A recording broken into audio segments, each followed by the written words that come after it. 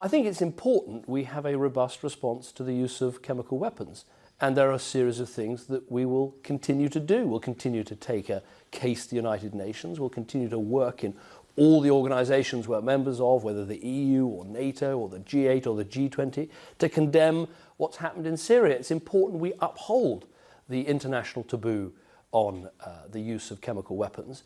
But one thing that was proposed, the potential, but only after another vote, involvement of British military in any action, that won't be happening. Now, that won't be happening because the British Parliament, reflecting, I think, the great scepticism of the British people about any involvement in the Middle East because of all the difficulties, and I understand that, that part of it won't be going ahead. Have you spoken to President Obama yet? Have you apologised to him? I haven't spoken to him since the debate and the vote, but I'd expect to speak to him over the next day or so.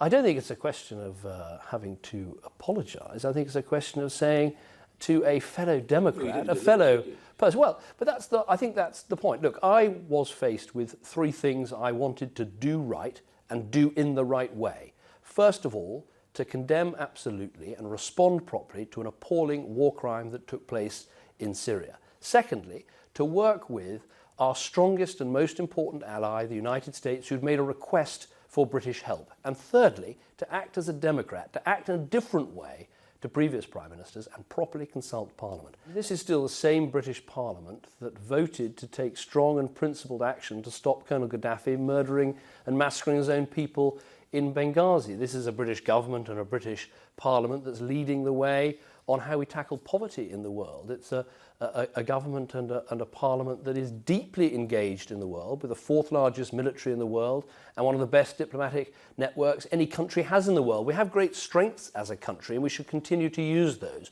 But on this specific issue, because of the huge concerns about this appalling Syrian conflict and people worrying about how we might get sucked into it, on this specific issue, that trumped, as it were, the sense of outrage about the chemical weapons. Now, I understand that. I get that. We will not be taking part in military action, but it doesn't change. Whatever America does, whatever happens in Syria, if there's further use of chemical weapons, it's ruled out now. Well, the British Parliament has spoken very, very clearly about its views about military involvement. That doesn't stop us condemning chemical weapons. It doesn't stop us condemning the Assad regime. It doesn't stop us working with allies to bring the maximum pressure on this regime and the appalling things that it's doing. But on the specific issue of British military action, I think that was the message of the debate. Look, my only regret is that it wasn't possible to build a consensus of all parties. I worked hard to try to do that by making clear how we'd go to the UN, listen to the inspectors, hold a second vote.